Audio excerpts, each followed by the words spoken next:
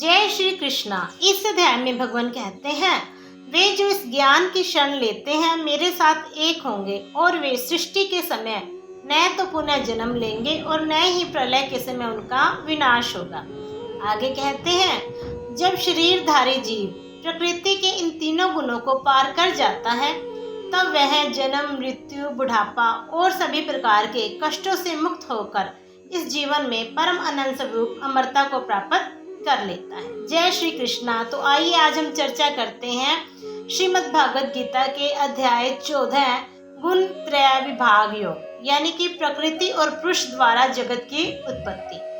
इस अध्याय में भगवान कहते हैं, हे अर्जुन, समस्त ज्ञानों में भी सर्वश्रेष्ठ इस परम ज्ञान को मैं तेरे लिए फिर से कहता हूँ, जिसे जानकर सभी संत मुनियों ने इस संसार से मुक्त होकर परम सिद्धि को प्राप्त किया है। वे जो इस ज्ञान की शरण लेते हैं मेरे साथ एकीकृत होंगे और वे सृष्टि के समय न तो पुनः जन्म लेंगे और न ही प्रलय के समय उनका विनाश होगा। हे भरतवंशी, मेरी यह 8 तत्वों वाली जड़ प्रकृति, ये 8 तत्व कौन से हैं? जल, अग्नि, वायु, पृथ्वी, आकाश, मन, बुद्धि और अहंकार, ये समस्त वस्तुओं को उत्पन्न करने वाली मेरी माता है और मैं ही ब्रह्म आत्मा रूप में चेतन रूपी बीज को स्थापित करता हूँ। इस जड़ चेतन के संयोग से ही सभी चर अचर प्राणियों का जन्म संभव होता है। हे महाबाहु अर्जुन, सात्विक गुण, राजसिक गुण और तामसिक गुण, यह तीनों गुण भौतिक प्रकृति से ही उत्पन्न होते हैं। प्रकृति से उत्पन्न इन तीनों गुणों के कारण ही अविनाशी जीवात्मा शरीर में बंध जाती है। हे निष्पाप अर्जुन, सतोगुण अन्य गुणों की अपेक्षा अच्छाई का गुण, अन्यों की अपेक्षा शुद्ध होने के कारण प्रकाश देने वाला है और पुण्य कर्म से युक्त है, जिससे जीव सुख और ज्ञान के अहंकार में बंध जाता है। आगे है रजोगुण। रजोगुण संसारिक आकांक्षाओं और आकर्षणों से उत्पन्न होता है, जिसके कारण शरीरधारी जीव फल की आसक्ति में बंध जाता है। हे अर्जुन, तमोगुण जो अज्ञानता के कारण उत्पन्न होता है और आलस्य, निद्रा और प्रमाद मीन्स पागलपन में व्यर्थ के कार्य करने की प्रवृत्ति द्वारा बंध जाता है। कभी कभी सतोगुण रजोगुण और तमोगुण को परास्त करता है और कभी कभी रजोगुण सतोगुण और तमोगुण पर हावी हो जाता है और कभी कभी ऐसा भी होता है कि तमोगुण सतोगुण और रजोगुण पर हावी हो जाता है। जिनमें सत्वगुण की प्रधानता होती है वे मृत्यु पश्चात ऋषियों के ऐसे उच्च लोक या निर्मल स्वर्ग लोकों में जाते हैं और जो रजोगुण और तमोगुणों से मुक्त होते हैं। रजोगुण गुण की प्रबलता के कारण सकाम करने वाले लोगों के बीच जन्म लेते हैं और तमोगुण में मरने वाले पशुओं की प्रजातियों में जन्म लेते हैं। जब कोई मनुष्य स्वयं को दृष्टा के रूप से देखता है तब वह प्रकृति के तीनों गुणों से परिस्थित होकर मुझ परमात्मा को जान मेरे दिव्य स्वभाव को ही प्राप्त होता है। तो हमें दृष्टा का भाव कैसे लेके आना है? हमें सोचना है कि मैं करता नहीं हूँ, कर्तापन का भाव हमें छोड़ना है, करने वाला केवल परमपिता परमात्मा है।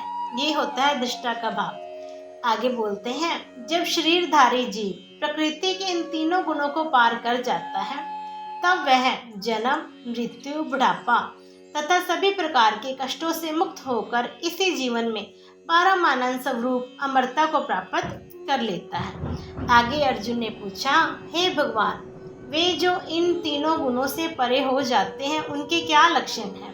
तो भगवान कहते हैं, जो मनुष्य ईश्वरीय ज्ञान रूपी प्रकाश सतोगुण तथा कर्म करने में आसक्ति यानी कि रजोगुण तथा मोह रूपी अज्ञान तमोगुण के बढ़ने पर भी कभी भी उनसे घृणा नहीं करता तथा समान भाव में स्थित होकर न तो उनमें प्रवृत्त होता है न ही उनसे निवृत्त होने की इच्छा करता है, जो सुख और दुख में समान भाव से स्थित रहता है, जो अपने आत्म भाव में स्थित रहता है, जो मिट्टी, पत्थर और स्वर्ण को एक समान समझता है, जिसके लिए न तो कोई प्रिय होता है और न ही कोई अप्रिय होता है, तथा जो निंदा और स्तुति में अपना धीरज नहीं खोता, जो मान और अपमान को एक समान समझता है, जो मित्र और शत्रु के पक्ष में समान भाव में रहता है, तथा जिसमें सभी कर्मों के करते हुए भी कर्तापन का भाव नहीं होता।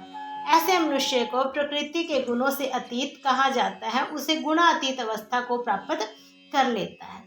जो मनुष्य हर परिस्थिति में बिना विचलित हुए अनन्य भाव से मेरी भक्ति में स्थिर रहता है, वह भक्त प्रकृति के तीनों गुणों को अतिशीघ्र पार करके ब्रह्म पद पर स्थित हो जाता है। उस अविनाशी ब्रह्म पद का मैं ही अमृत स्वरूप, शाश्वत स्वरूप, धर्म स्वरूप और परम आनंद स्वरूप एकमात्र आश्रय हूँ। इस प्रकार उपनिषद, ब्रह्म विद्या तथा योग शास्त्र रूप श्रीमद् भागवत गीता के श्री कृष्ण अर्जुन संवाद में प्रकृति गुण विभाग योग नाम का 14वां अध्याय संपूर्ण हुआ। मैं आशा करती हूँ कि इस अध्याय में भगवान द्वारा दिए गए संदेशों में से अगर हम एक भी विषय को अपनी लाइफ में इम्प्लीमेंट करते हैं तो मेरा यह वीडियो बनाना सार्थक सिद्ध होगा और तभी हम परम पिता परमात्मा के चरणों से जुड़कर मोक्ष के राह पर चल सकते हैं। वीडियो को लाइक कीजिए, शेयर कीजिए, चैनल को सब्सक्राइब कीजिए। धन्यवाद। और हाँ, कमेंट बॉक्स में हरे कृष्णा लिखना मत भूलिए। जय श्री कृष्ण।